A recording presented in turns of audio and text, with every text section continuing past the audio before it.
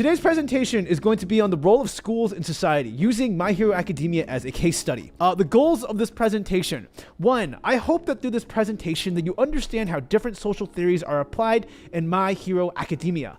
And 2, I hope you understand the author's main argument. When people tell stories, there's usually a point behind it. And whether it is explicit or not, there is a goal and there's an idea of what the author wants people to get out of this. This is truly focused on using the text of My Hero Academia as a case study to understand what happens in schools and how the school works. Like, we're going to pretend the My Hero Academia universe is the universe that we live in, and understanding how schools function in that space. What does Zhuni do? So Zhuni, as a scholar, my domain knowledge is not company philosophy that stands for the basic. You know what? That's actually pretty fair. We'll keep that for now. But my areas of study are actually, I wouldn't say sociology of education. I actually study higher education access based on a geographic an emphasis. But in understanding like geography and education issues, you really have to do it from a sociological lens. And so I really do examine education issues with a sociological lens, or I attempt to. I also dabble in urban studies. So urban studies is the study of urban spaces. What makes a good urban space? How does funding look in spaces? How does planning look in spaces? And then public policy is the last area, which I'm hiding over here. But public policy is the study of how do people make rules and how do people do things with rules, right? How does governance work? When we ask our questions, it's like, I just can't answer the question because I don't know the answer. And I think as academics, we need to get better at saying, I don't have the answer. My domains of knowledge are education, urban studies, and public policy, which, fortunately, My Hero Academia does a very good job, not a very good job, at least references each of these so I can pull something together. Zhuni and psychology. So let's go into sociology and psychology, because I think oftentimes the two get really, really confused. Particularly with like, what can Zhuni analyze? Sociology is the study of groups and organizations. That being, I can understand a corporation, I can understand a school, and I can understand how they operate as an organization. What power lies between different people, who has access or who does not have access to a particular organization, and how it all blends together. Versus psychology is really the study of how people operate within themselves as an individual. And while we can do character analyses based on, okay, this character does this character does this, but I can't tell you like, oh, this psychological theory goes here. There is a blend between sociology and psychology though, and that is called social psychology. And I think when you think about like practitioner goals in higher education, like, oh, when I build a curriculum or when I build a classroom space, how are my students going to engage? Are they learning? How do I measure their learning? What am I doing that best engages my students in learning? That is, I would say, more social psychology, but that's also like pedagogy. That's a whole other field in education. All this to say, I provide this slide because I cannot do psychology. I will repeat that. I do not do psychology. I am actually not a huge fan of psychology. The big difference between sociology and psychology is what shapes a person. Psychology would fundamentally believe that you are born and you have agency over the life that you live, which is totally fair.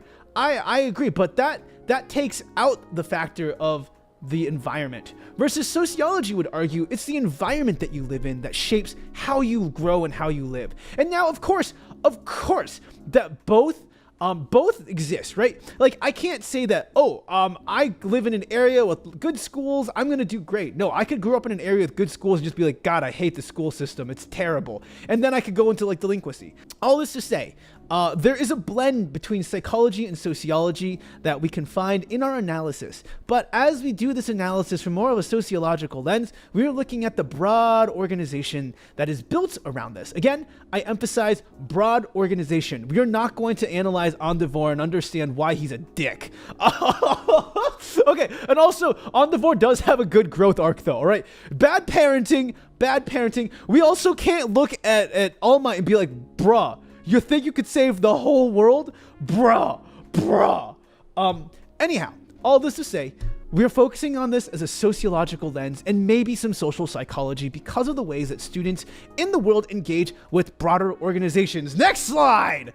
Oh, all right, so let's get into some basic sociological theory. All right, to get to this, I had to go through my first year sociology notes. Do you realize how long it took me to I was surprised I even had it. All right, so, okay. If you want to play the game, you have to learn the rules. And so the basic rules of sociology are understanding some basic theories. Those theories being functional theory and conflict theory. Now, functional theory was thought up by this dude named Durkheim. Durkheim believed that division of labor, that was a division of labor in society, and he also theorized on suicide. Now, Durkheim basically says, all right, everyone has a role in society, from the garbage man to the corporate higher, like, you know, corporate people, you know, everyone has a role. And basically, as long as you're fast tracked into that role, you're good to go.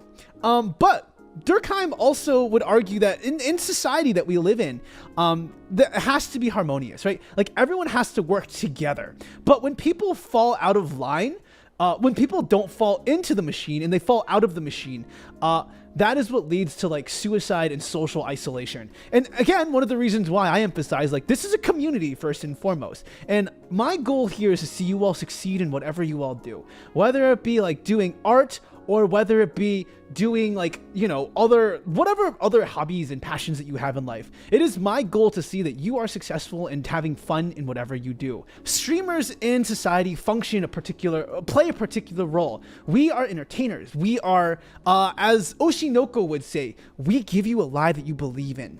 And there's an important role for that in our society. Our role in society is to make sure that people feel connected, people feel joy. And to make sure, like, as Durkheim would say, like, I think it was Durkheim, that religion was the opiate of the masses. Maybe it wasn't Durkheim. I don't know who it was. But as religion is the opioid of the masses, I would argue that entertainment culture is the opioid of the masses. We keep people entertained. We keep them happy. As we go into Durkheim, functionalism, and Le Suicide, we see that Durkheim has a very niche, like everyone belongs in a particular place. There's a particular place in the company, etc., etc.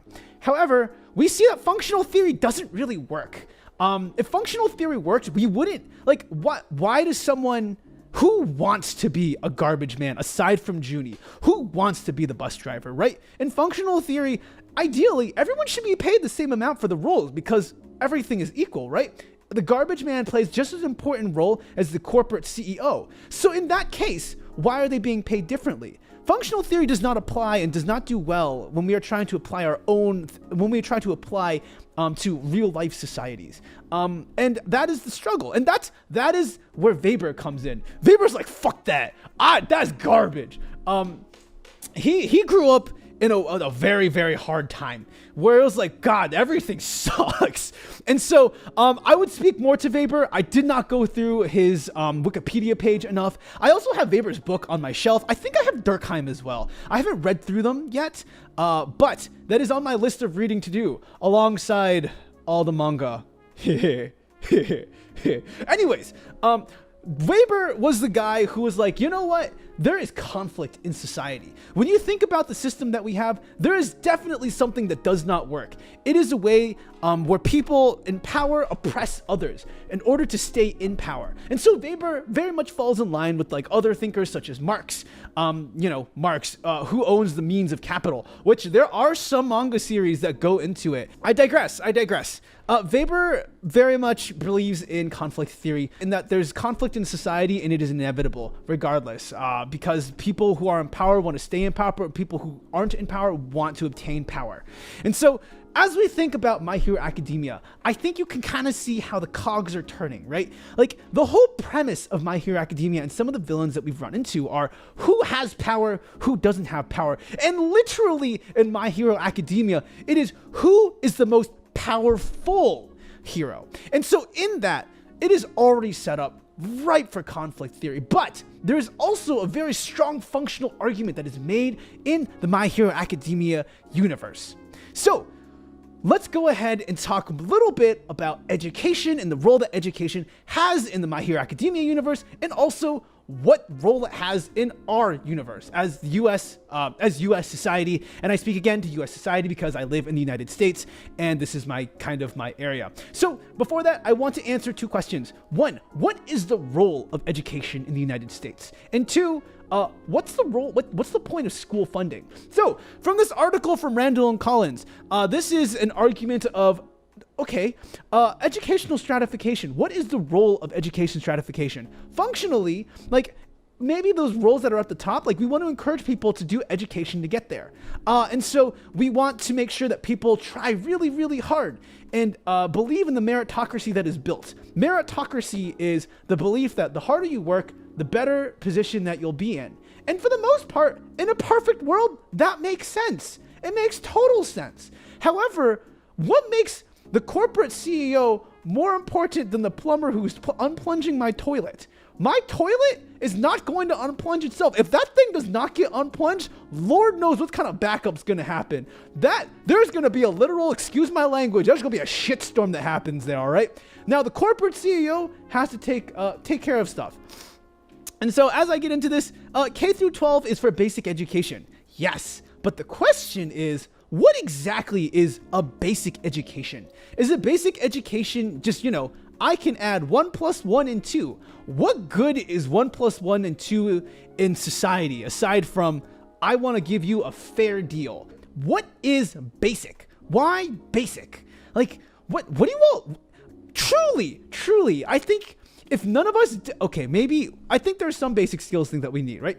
But when you go into like middle school and high school, things get a little trickier. I hear a lot of high schoolers are like, yeah, I'm never going to use calculus, or like, yeah, I'm never going to do this.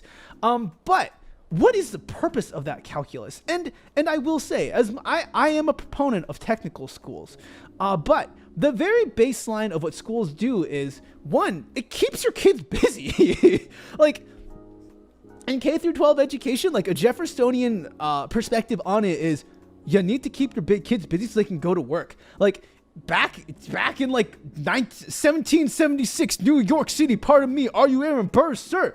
Kids were labor. Like kids were labor. The more kids you have, the more kids who could work on the farm with you, right? So if that's the case, then like good to go. But what if we wanted an educated populace? And like, what if our people had to go to work? As someone who doesn't live in America, I see schools as the first step to learning, and high schools get you on the path to finding a job. Yes, this is ideally what you want it to be, right? But then the question is, if schools are just for building, like getting a job, then like what's the role of like a government? So really, if a public education is built in the United States, or in the United States anyways, or any governance area, really public education is to build an educated populace who can make voting decisions in a democratic society. Given the United States is democratic, it's important that, one, our population is literate. Two, particularly data literate, right? And this is now opinions. This is opinions. Data literacy, they can differ, like what is a good source, what is a bad source. And so when you think about education, one, if it is being funded by the federal government and it's not private, or if it's not worked through like corporate or other means, really the goal of a public education in the United States is to make sure that you have an educated populace who can make decisions and vote. And considering democracies, power to the people, but the people have to be educated. And that was why Jefferson really, really pushed for public education. And so the other argument, though, is very much what we see today, which is education is so we can get a job and work, which is not wrong, right? A lot of higher education institutions are aiming for that. The school that I used to work at really focused on making sure that the pipeline between schools and the pipeline between occupation was flawless, that right afterwards you'd get a job. A lot of people who are looking for jobs after, like when people look into schools, they look into what school they're getting, what job they'll get into. But what companies are doing nowadays are even like bypassing that whole process. Like if you do Google Analytics, like Google data training, like they've got workshops and they'll hire people. So what are schools for? Going back to this original question, it depends on what you want.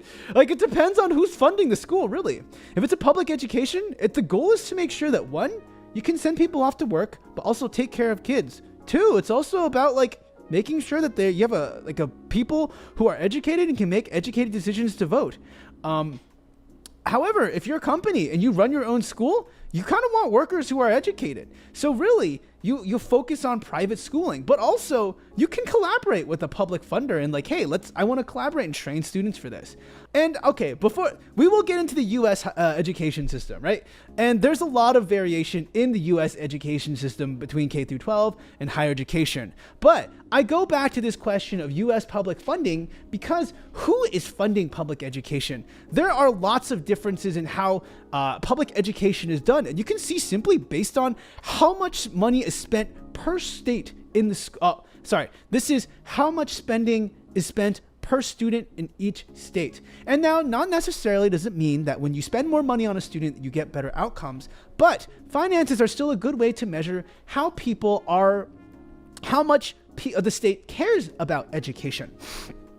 And so, in states that don't have as much education, like I think, Louisiana is a very interesting case. And behind me, let me turn over here. That says the geography of opportunity. Let me move myself for that one. This is actually pretty important. That like when you think about schools in general in the United States, there's a lot of differences across who has access to what schools and where you live, right? Suburban schools are different from urban schools. Private schools are different from public schools. There's a lot of differences in how school distribution is done.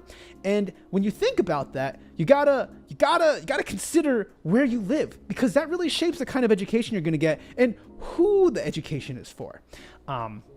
Go ahead and scoochie on myself back here. So when you look at some of these schools, again, this is public. How much money is being spent to the public good? And as we talked about earlier, when we talk about what the interest of the state is in a public education, it's good for who? And that's what I want you all to think about. It is good for who? And even when we go into My Hero Academia, I want these cogs to start turning. Who is benefiting from the education in the My Hero Academia universe? So next, we're going to go into the role of higher education. We've dived into it a little bit, but as you know, for folks who are applying to college, there are a ton of different kinds of colleges. You have public universities, you have private universities, you have liberal arts universities. What do all these things mean? Doesn't matter right now. What we are going to focus on is US higher education a public or private good? Now, we can understand public and private, again, going to the conversations we had about K through 12, but particularly in the United States, higher education is a private good, meaning that because you focus on getting a job, that is not a public benefit. That is you and your individual rights and getting a big money. So really in the United States, higher education is a private good. And even in the past 10 years of education, there's been a lot of loss of higher US funding to public institutions. So when you all are asking like, God, why is school so expensive? School is so expensive because it's the federal government and the state governments don't see it as a benefit to them as an entity. It is about how you can gain more capital. And that is particularly just based on how the United States as a country works. The United States operates as you have your own individual rights. And because of that, you can pay your own bill. What's the benefit of you having a good job aside from paying taxes? And so when we talk about US higher education, I have a graph over here that shows state appropriations and Pell Grants. And Pell Grants is like how much money that by need base, but also like this increase of merit-based scholarships, right? Merit-based scholarships is if you're real smart, you can get a full ride. But are the people who are real smart coming from the places that need it? For example, like a poor low-income neighborhood. Is it likely that they're going to produce a scholar like who has just incredibly brilliant? And are they going to make it through those social conditions? Most likely not, just statistically based.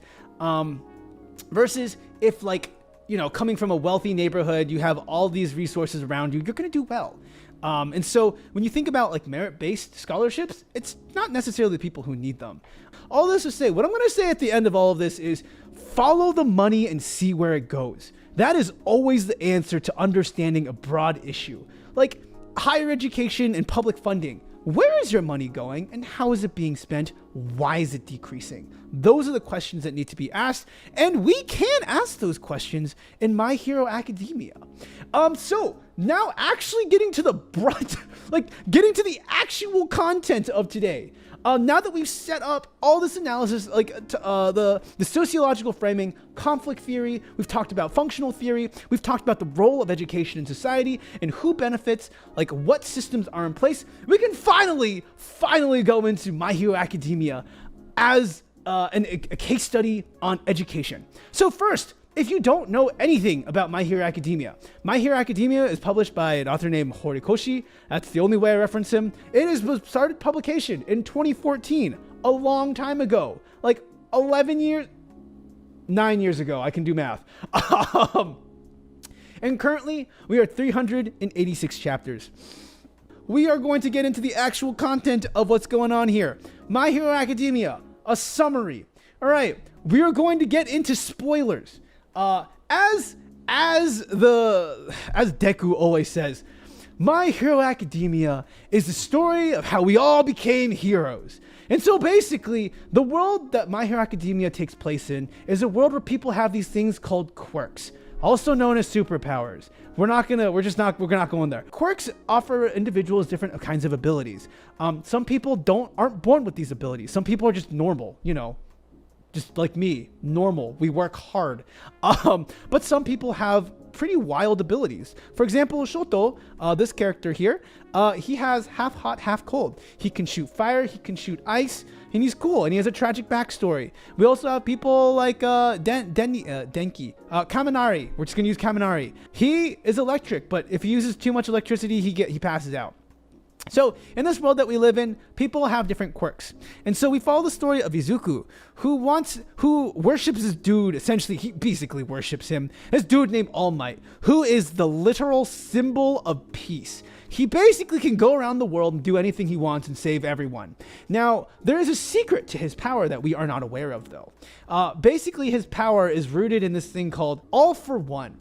And All for One offers the ability of, at first we know as super strength, but as we find out in the rest of the series, is a super cracked and loaded ability rooted in a bunch of historical trauma. Not trauma. Actually, no, it's trauma. It's trauma, historical trauma, and is an ability passed down through generations that makes this story much more interesting. But ignoring that very compelling story, this takes place in a school named UA. And UA is a place that raises the next generations of heroes. And so we follow the story of Izuku as he trains to be the next generation of heroes. And then eventually we see this group pop up and we see like a handful of different villains. But we focus on this one villain group and this one really angry dude. Yeah, he's real angry. What's his name though? Forgot his name. He makes stuff disintegrate. He angry boy. So all this to say, we are introduced to a handful of villains, and currently in the arc, we are seeing the downfall of hero society, given people the cracks in the system. There are cracks in the system. That is the summary of My Hero Academia. And of course, that is glazing over a lot of different arcs. But again, the goal of this is not to summarize. It's not to give you an in-depth, this is exactly what happened, right? The goal of this presentation is to, one, understand the roles of schools in My Hero Academia. And so we need to have a question. This is a doable question. What are the roles of schools in My Hero Academia? What kind of relationships do schools have with federal or state actors, right? And that I emphasize that in the beginning very closely because you can pull different, you can pull threads on the relationship that schools have with the federal agencies. Also, we can also ask the questions if the schools and schools and federal agencies are so tied together, what does that mean for the future of society, right? And so these are the questions that we're going to attempt to answer in the rest of our analysis. Let's go ahead and ask, what are the roles of schools in My Hero Academia? Of course, it is one place where people can socialize and be normal, but we also in our conversation, we did have we did discuss different kinds of schools offer different kinds of educations based on who is funding them. So although some of these are anime exclusives, most of these are anime exclusives, I think it's still important as I'm going to count them in the lore of My Hero Academia. So first, we have the UA, the Top Heroes Academy, we are introduced to the Top Hero Academy, which is later redacted to the Top Hero Academy in East Japan. We're also introduced to a school, Shiketsu, which is the top academy in West Japan. But then we also just get a bunch of schools that just don't have titles. So we get Ketsubutsu. Ketsubutsu, as far as we can guess, it's maybe like a normal school. We're going to make the assumption that if UA is the Top Hero Academy in East Japan, that is equivalent to like the United States' Ivy Leagues or University of California school systems. These are the schools that people strive to get into but are unable to get into. I'm going to also guess that the packages are not like, we don't know how Deku's funded for this. We don't know who's paying for what, but we do know that these are elite institutions and that there is a relationship that these elite institutions have with, or there's a relationship that all these schools have with the federal government. And so Shiketsu, we can make similar assumptions, but Ketsubutsu is like, I'm going to guess like a public school. It's a publicly funded school in my guess, because there's just like, there's nothing to their name. Like they're just like, it's not like, oh yeah, we got to take down this top guy who has wind power. Like dude's normal. Like he's not normal, but he got power and he's good enough to get into a school. We also see that there are also specialized schools, such as like Isamu Academy, which it's not Isamu Academy High School. We don't know. I believe Seiyai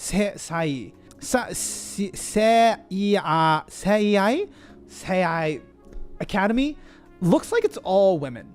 And that's like, there's specialization to that, right? There's an argument to be made that if we put women in like their own school, like there's different socialization processes that happen there versus like an all male school or all men's school.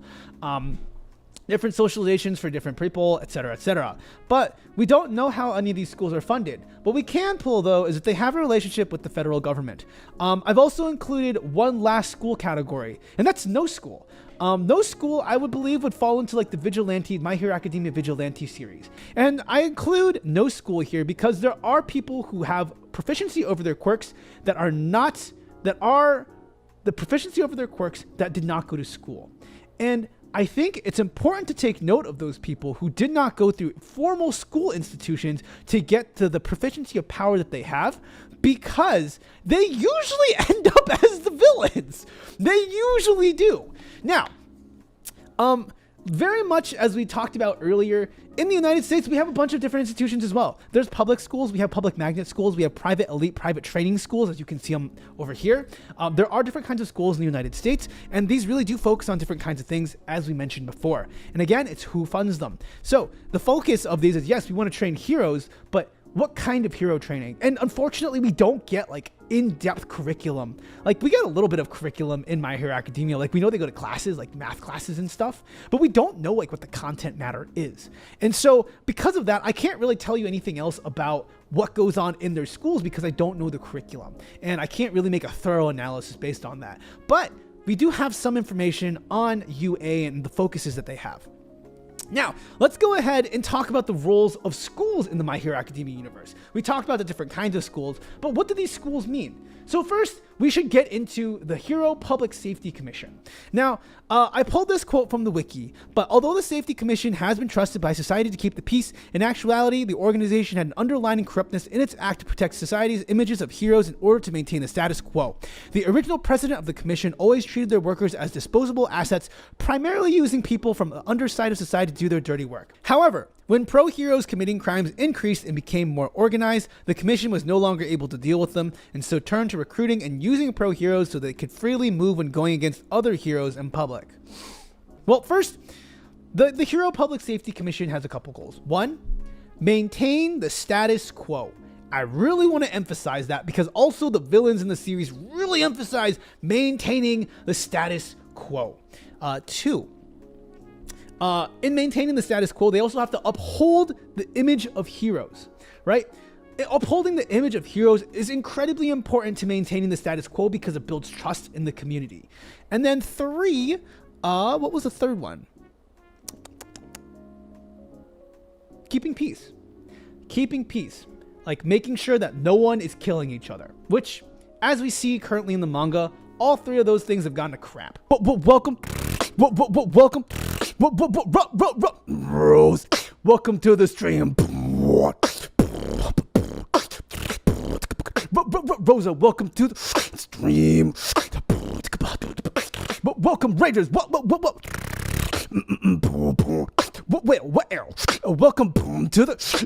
the arrow.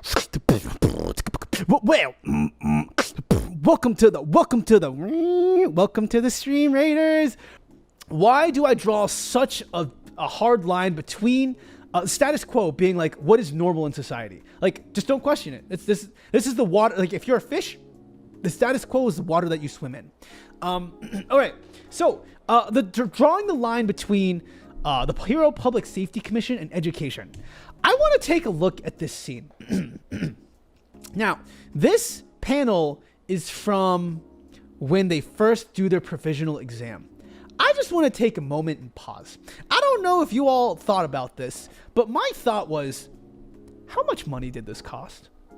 Like, sure, you can have people with quirks to do this, but they also regulate that. Like, some quirks are regulated because it would mess up the economy.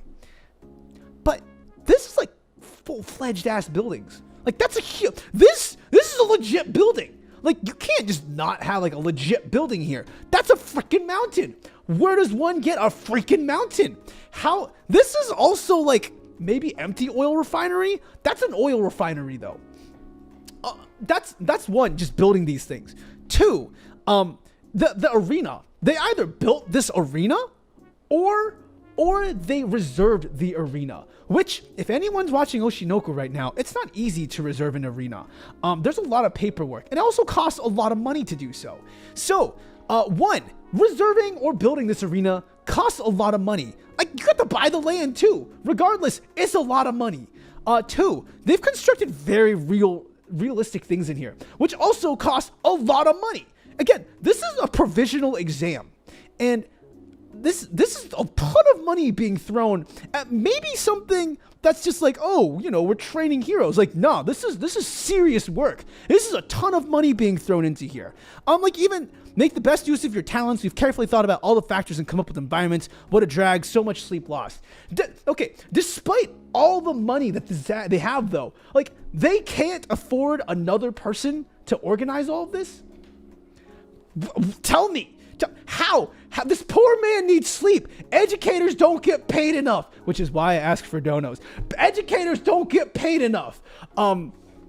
Anyways, all this to say, backtracking, medical aid on call.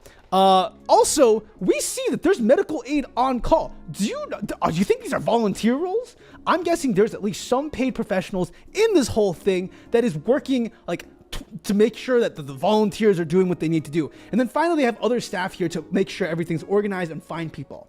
All this to say, I think this thorough evaluation of their skills really shows the importance of Hero Commissions, and the Hero Commission, and also the relationship they have with schools. Like, schools are bringing in their top talent to be able to compete.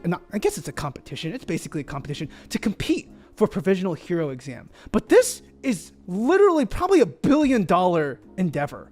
And so based on just this provisional exam hosting site and the relationship that has with schools, like, there is a tight relationship with federal agencies and schools, regardless of whether they're public or private. We see all kinds of schools participating in this provisional exam, which leads me and suggests to me that there is a strong relationship between all schools, regardless of the type of like the caliber, and the Pro Hero Commission.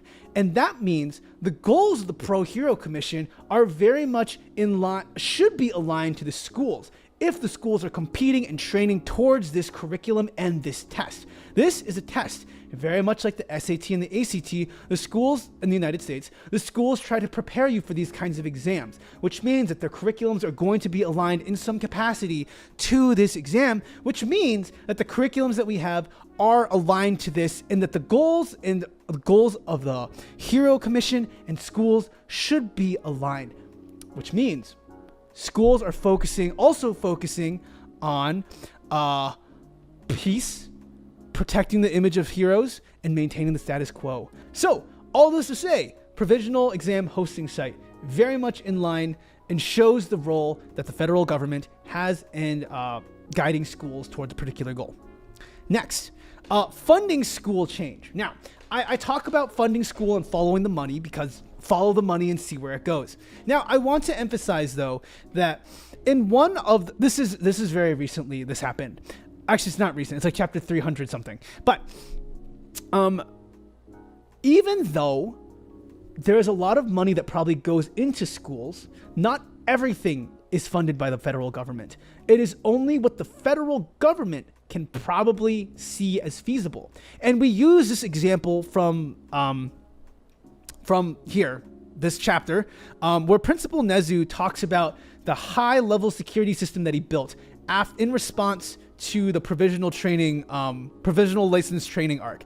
All this to say, federal governments are interested in the interests of the schools and are willing to fund some projects, but not all projects they see completely out of the picture, right? Again, Principal Nezu built this convoluted system where Shiketsu and UA are connected via an underground tram, essentially, that is like 17 layers thick. And Principal Nezu was like, my gut is telling me this is going to happen. Like something bad is going to happen. I need a secure system. But he couldn't get funding, which is why he paid it all out of pocket on his own. And so again, I emphasize that while there is a relationship between the federal government and schools, there is an extent to how far it goes, in that if it is not under the interests of the federal government and does not fall in line with the goals, then it's most likely not going to be covered, as Principal Nezu has shown. So, next slide. So, even though schools have operated in tandem with the federal government, the schools are also sites of resistance for large disasters. Schools offer places where people have refuge. Again, I go back to this panel once again, because in this panel, we see that Principal Nezu builds essentially a bastion of peace and an oasis for these people during the downfall of all of Quirk society. He says, bring your tired and weary except Deku, and we will take care of them. We have all these resources here. Who decides who becomes a teacher? Schools of education as sites of resistance. This is something in the literature of like education. And some of the work that I do, I talk about like wardening and resistant geographies. I talk about college oases, college deserts, and like schools do operate as very powerful areas. Now, some people would argue, such as Jane Jacobs, that a school is only as good as the neighborhood that it lives in. And schools cannot fundamentally change neighborhoods. But in the case of the My Hero Academia universe, in the My Hero Academia universe, we see that schools act as powerful agents of change. We see that that the school was specifically built, again, probably with federal funding, to fight against Shigaraki. Like, again, they got the whole thing in the sky. They got resources to do it. They have faculty members who are invested in doing this work. Like, holy God, this is absolutely a site of resistance, because they're literally resisting against the end of the hero society in Japan as they know it. And we also see them protect people. And there was a compromise between these two, right? Like, of course, there was the conversation of the people, like, where are we going to go? But then again, Principal Nezu thought about that. Let's just send them off to the Shiketsu. So, schools are sites of resistance in the My Hero Academia universe. Additionally, schools are social networks. You all had talked about it before. We talked about the role of socialization in schools, right? Like engaging with, some of our favorite characters like Shoto, King Explosion Murder, Tenya, right? People, like, you build relationships. They are just students at the end of the day, right? Like Uravati having a crush on Deku is super cute. And also, like, we just see a lot of great, just normal interactions between, like, students being weird. Like, high schoolers are weird, but like the high schoolers are funny. They're inspirational. Like, they truly inspire the next generation, and I applaud that. But my musings aside, there are very strong like social connections that are built. Like, this is how you build friends and make influence. But in addition, there are strong alumni networks, such as All Might being an alumni.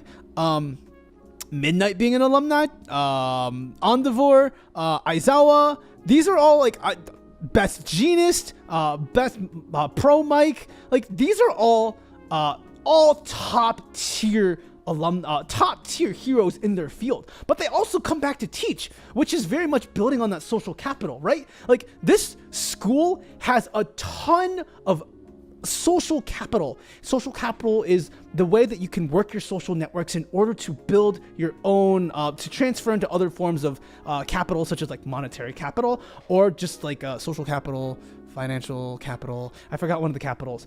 They are connected to powerful alumni. And that means a lot, especially when you're looking for internships, right? Like, okay, yes, Shoto, a little bit of, parent relationships. I forgot the word for it. Nepotism, connection nonetheless. Best genus, recruiting king, explosion, murder god, It is what it is. People are able to build connections and are able to use those connections that the school has. Also can confirm I was weird high schooler. Oh God. We're gonna not talk about that. Okay, fine. I'm still weird. Whatever. Also, legacy admits, I'm not sure if any of you know what legacy admits are, but in higher education, if your parent went to a particular school and then you apply to that school, you have a little better of a chance of getting in because of legacy. Being that like your parent got in, you got in, your whole family goes to this particular school. Legacy admits, much bigger issue than any other form of admits. But because Shoto is Todoroki's son, was Endeavor's son, probably a legacy admit. But we also can see that schools do train for other things as well. And I would like to point to Creati's internship. Now, this internship was a bit odd because this was not what she was looking for in her internship. She was looking for like actual field experience. But it's interesting to note that the school was okay with her doing an internship, but the pro hero was focusing only on media and like doing media well. And so I want to emphasize again, going back to the Hero Commission's goal, which is maintain status quo and focus on the image of heroes. Again, look at Mount Lady, and I forgot that hero. They focus on images of heroes, and heroes very much have the ability to go into other areas using the connections that they have and using the influence that they have to be able to navigate the world that they live in. Again, so just think about that, right? Like heroes very much have every single opportunity they want at their disposal, given they can make it in the field. All this to say, when we've examined the different roles that the Hero Commission has and with education, they both are very aligned. And it's very much so that the two are fulfilling each other's roles and that they are mutually beneficial. Now, we can see that when there is such a strong relationship, though, there are cracks. I want to go back to some of the sociological theories that we talked about earlier. We talked about functional theory and conflict theory. Now, in a functional society, right, in the way that the Hero Commission has built their society, work hard, you can become a pro hero. No problems. And like, that's fine. But we can also see that people do use their capital and their abilities to get into other places. What does that mean for the people who are left behind, right? That's when conflict theory, we can apply the conflict theory. Conflict theory would argue that these heroes, like, maybe they don't deserve all this glory and all this, everything that they have. They just uphold the status quo. I don't like the status quo. The status quo has never found any way to benefit me. And we have heroes, right? We have villains who believe some of these things. So really, when we think about the conflicts in My Hero Academia, it's very much hero society upholding functional theories and functional places for each of these characters. Work hard, you can become a hero. But what if I don't like that? And that is why we have conflict theory. And so really, the basis of My Hero Academia is just functional theory and conflict theory. Do you have a place in society versus I don't believe in the system that you make because it's trash? And you're right. They're absolutely, there are critiques, but just because there are critiques does not mean you need to literally burn the whole society down. I'm looking at you, Shigaraki. So, heroes in hero society and education. We see because of the role that federal governments have with the education system in My Hero Academia, it creates a perfectly functional system where people get kindly placed into whatever place they are, but people are not happy with that system at all. No. And so that is why conflict exists in the My Hero Academia universe. So let's take a look at some of the characters who are challenging the system that currently is in place. We have basically gone through the role of heroes in society, and we've gone through like what makes them successful, what makes this work. But we have now entered the conflicts. Why is the system broken? So let's first go into the thesis of the Meta-Liberation War, the manifesto. Now, over here is one of the people who had the first quirks. And this guy, I forgot his name, Destro, but he is a great grandpa to a villain. The thing with him was when he first got his power, he was discriminated against. And that his power is like the thing that you see on his eyes. And so he basically rebelled against the system and said, you all are trash. You all keep discriminating against me. I just want some basic human rights. But also his basic thesis was governments should not have control over our quirks. Quirks are an individual's right and should be a basic human right. Now let's take this all the way back to what we said earlier. The federal government and education systems are very much linked. Now, if students are going through that system, does that mean their school, the abilities that they have are inherently related? No, not necessarily. But they are understanding the rules that exist. Quirks are an individual's right and should be a basic human right. He's not wrong, but when there's no oversight, like we get some wild things like it's my right to like punch you in the face. And I will punch you in the face with my molten hot fist that causes a lot of permanent damage. Is it my right to infringe on your face? No, you shouldn't infringe on my face because that's my face. But the reason why there'd be federal oversight is like, yeah, this is kind of dangerous. Like we should probably get some kind of hold on it. But the question is how much of a hold, right? Like this is when things get tricky. And of course, like we can all agree with him and we can all be like, oh, hero society is garbage. But like, if it goes unchecked, someone's going to get hurt. Someone's going to die. Now that does not mean I don't like empathize with his struggle being discriminated against. No, not at all. But we do need to find a fine balance between what these two things are. And so remembering his thesis and going, and thinking about like what he wanted out of all of this, he just wanted people's individual quirks to be like basic human rights that you had.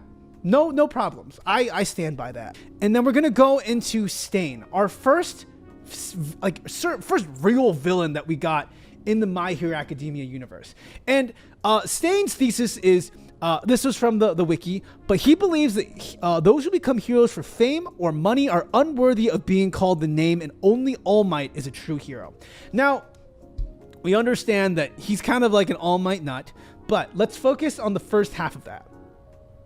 Being, he believes that those who become heroes for fame or money are unworthy of being called the name. So, remember when we talked about upholding the image of a hero? We have two heroes that actually do chase money and fame. We look at our fresh pickled hero Grape Juice, right? Like a fresh picked hero Grape Juice. This guy, he's in it just for the fame and the girls. Like the little dumbest thing in the world, but also, can you knock him? Like Denji does his work. Okay, and we're jumping manga series, but Denji from Chainsaw Man, he literally just wants to have sex. That is his only goal. Like, I just want to have sex. I just want to touch some titties. All right, that's all he wants. Do not take that out of context. Why? And the argument that Chainsaw Man would make is, why is the goal of just wanting to touch some titties? Why is that any less glamorous than like your goal of wanting to save humanity? Like, bruh, I just want to touch titties. I just want to have sex. Like, in this case, like, you know, yes, most hate student, but like, why is his goal any less valiant or admirable than Stain? Like, and that's the argument that Chainsaw Man is making. I don't necessarily agree with it. Again, like, I'm here, like, don't clip it. I swear to God. Stain's thing is, I'm tired of seeing heroes who are just here for like the fame and the glory. And we see there are heroes like that. Mount Lady was like that, but Mount Lady at the end of this whole thing, she's really like, she wants to invest because she cares about people. And like, this is a conversation that even goes into like content creator roles. Like, there's some content creators like, bruh, I just want money and I want influence. I just want to be famous. There's some content creators who are like, yeah, I want to do good in the world. And like in some circles and cultures, like some people like, no, keep your like politics away from me. And in other circles, like, yes, like, let's have these conversations. All this to say, there are different reasons that people want to go and gain these personas that they have. But particularly for Stain's case, Stain would say, nah, if you're going to be a content creator, you're going to be out a content creator, you're going to do like good in the world. You're going to create so much good. You're going to help people from the bottom of your heart because that is what's good in the world. And his argument of good in the world is a very single answer. There are no other options to this. He is the only right answer. Stain is not wrong, but I would say like he's an anti-hero. If you read the manga, there is a good part with Stain and All Might that shows why Stain, yes. And I very much want to emphasize that. He does stick to that goal at the very end. And even if you read Vigilantes and how he comes into being Stain, there's a lot of good backstory there. But how does this tie into education, Stain's creed? Right, let's go back to upholding the hero's image. Upholding the hero's image does not necessarily have to do with anything with being a hero. You can be a hero, be a bad hero, but uphold the image well. And so really, UA actually does provide an opportunity for that. Like Minata, the grape juice hero, he does his best. He's not like a Deku, he's not like a Shoto, but he's not bad. And so we see that there are heroes who just specifically focus on the fame and glory. And so the role of education does emphasize that. It does make it a part of the curriculum in some capacity. And really, Stain is critiquing the education system here. Stain is a gatekeeper in some capacity, yes. He is gatekeeping because he does have literal power to enforce those goals. But education has also been a part of uplifting the system. Education has very much upheld this credentialized system of being a hero. As long as you pass the credentials, you don't have to be a decent hero. You can just have fame and glory, which the Hero Society, the Hero Commission, quite honestly, I don't think cares that much. The Hero Commission would really want to focus on upholding the image and upholding the status quo. And I emphasize upholding the status quo. Next, oh my God, vigilantes and the neglected. So when we see in the world that there are people who do fit into the roles, there are also people who have railed against it. Example A, right there, Stain.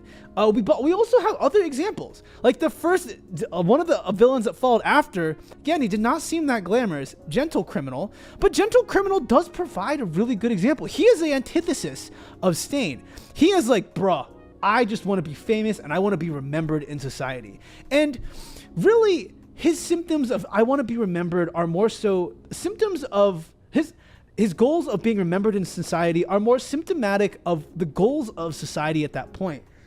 Society remembers heroes because they are put on a pedestal. You have to go through elite training to be there. At schools, you go through elite training programs. This is the only way you're going to be remembered. Like, how else are you going to be remembered in the society? And so his goals, achieving his goal of I want to be famous, is through hero work. Now again, I will say, in Vigilantes, there were pop cultures and pop idols. Now we see like pop star, I forgot her name.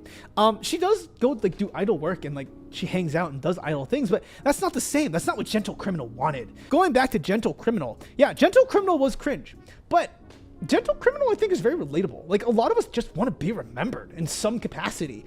And in this way, he just wanted to be remembered in Hero Society.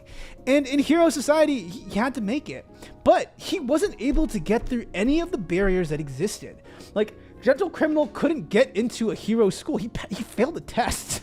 But does that mean he should not have the opportunity? Like, no. As much as I disagree with meritocracy, I think there is a border, like there's a minimum line of competency that you need. I do, like, his acts of heroism actually killed people, like got people severely injured. And I think that kind of thinking is not really conducive. And so, Gentle Criminal is someone who fell through the cracks. I think, you can have passion, but just having enough passion doesn't get you anywhere, as we learned from Haikyuu. You have to be able to also, like, be smart and think and pass these tests for a particular reason. But The reason why he becomes a criminal and the reason why he goes the way he goes is because the system failed him. The system did not allow him to pursue his goals and dreams, which I don't think he would have been a great one, but I think he could have become a mediocre one. Just because he's not smart now does not mean he's not going to be smart later. It's very much like in my situation, just because I didn't go to a great school for my undergrad, but I go to a really great school now. No one would have, I don't think anyone in high school would have been like, wow, Zhuni's gonna go to a big brain school. Like, nah. Zhuni didn't even know that Zhuni was gonna go to a big brain school. All this to say, yes, Gentle Criminal is kind of dumb, but does that mean he should not be afforded the option and opportunity to be able to pursue his dreams? That's a different question. That's a different question, a different universe. Now, there's also other ways that people are neglected in the My Hero Academia universe, though. There are areas that just aren't serviced. And so, as you've noticed in the latest arc, there are agencies that focus on different areas of the city. Sometimes in big urban spaces, you got to have like a really big hero agency. Sometimes to like tackle these really big jobs, you need a big hero agency. But in other areas, there's just no one there. So like, who's going to govern? I don't know. And that's where we get My Hero Academia vigilantes. And so we get this character, the Crawler, who just wants to like do hero work as a side hustle. Like, it truly is just a side hustle, but also he just has like a genuine passion for the work. Like, he loves it. And so when Deku like starts, not Deku, when the Crawler starts doing his work, it's truly like no one else is doing it, so I'll do it. And I think that points out to like, oh, maybe like, how is Hero Society assigning these places? Is it based on need, or is it based on, I don't know, money? We don't know. We don't have the answer for that. But we do know that, like, for a nice hero agency, you need resources to be able to build that agency. Like, look at Endeavor's agency, look at Best Genius's agency. You need a place to be able to have your press conferences. You need to have a facility to train, as like Endeavor has a facility to train his associates. Like, you need money for that. I don't know where that money comes from, but that would make the argument that you need to be in a place that makes money. You need to be an agency that has publicity, and you need to be located in a good spot for all of that. The Crawler just wanted to help his community out, and he became big. And even servicing a small area that he did, he eventually made it big because of some big accidents. So all this to say, in Hero Society, we do see there are people who are neglected. Like, they just aren't being serviced, and I don't know why. And because schools aren't training him, like, he just learns on the streets. Hence, no school is still school. You are learning something. When people fall through the cracks, and like when services areas are not being serviced, we have to find other ways to support them.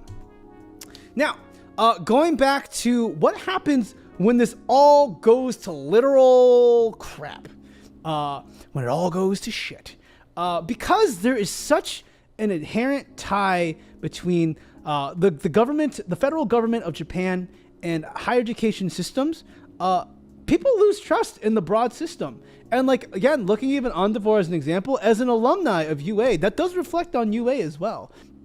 But I also want to point to this as an example that even though the UA system is, or like the education system is very closely tied to heroes, like the Hero Commission, when everything went to crap, people still trusted education. Like, that was the thing they went to. But also, there are other issues with the education system aside from not being like having service areas falling through the cracks, credentialism. There is an issue with like the pressure, right? And we see it with Gentle Criminal. Gentle Criminal tried his best to get into the system. And when people don't get in, there's a lot of pressure to become the top hero because of the way society has been built and the way that education is also tied into it. The role of individual schools to, So all this to say, I think this is like the last thing. The schools in this, the My Hero Academia universe are not devoid of pressure and succeeding. They're not devoid of all these normal issues. They just not mentioned, I think, because, you know, it's a manga and it's not the focus of this manga. So in closing, let's go to 2 points. 1, what did we learn about the author's thoughts on education and governance? And 2, why do we care? And additionally, let's go back to our original questions that we had at the beginning. What are the roles of schools in My Hero Academia, and what happens when the system fails? So we found the roles of schools in My Hero Academia. The roles of schools is to make sure that we can uphold the broad image that was built. And additionally, what happens when it fails? Schools still persist. The author makes a solid argument that schools will persist and be the last thing standing. I guess the trust in All Might showed to the masses was just too good. It truly was. And that was the problem. It was a facade because he's going to die. Now, I'm going to read this last slide out because it's essentially the concluding paragraph.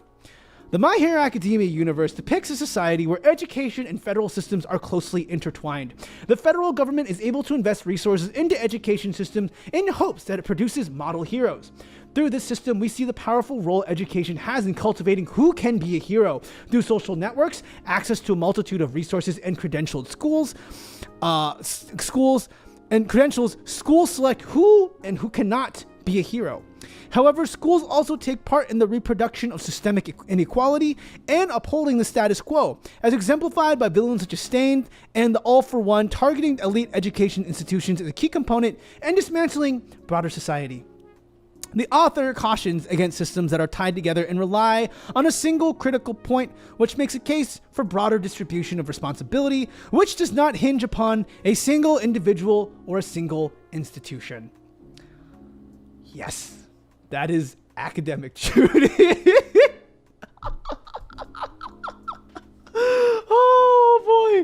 Oh boy. Yep. Yeah, it's academic writing, Judy.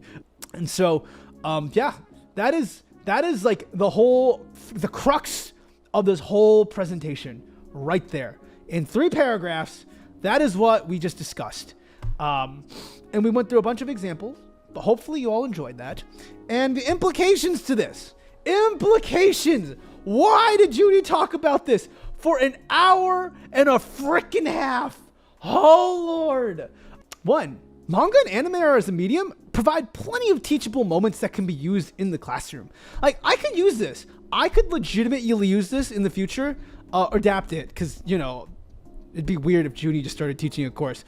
Like, I could adapt this very much like an intro sociology class talking about conflict theory, functional theory. It all works out. Like, I could use this to talk about like higher education, the role of how it works all works out. Funding.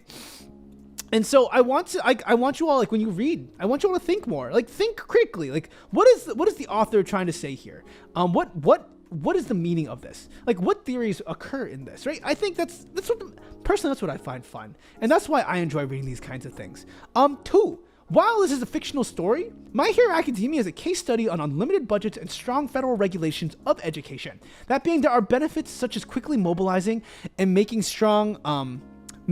change for the larger system. And then finally, however, there are challenges such as equitable opportunities and lack of individualized attention. So all this to say, that is basically it for this whole analysis. Yes, that is everything.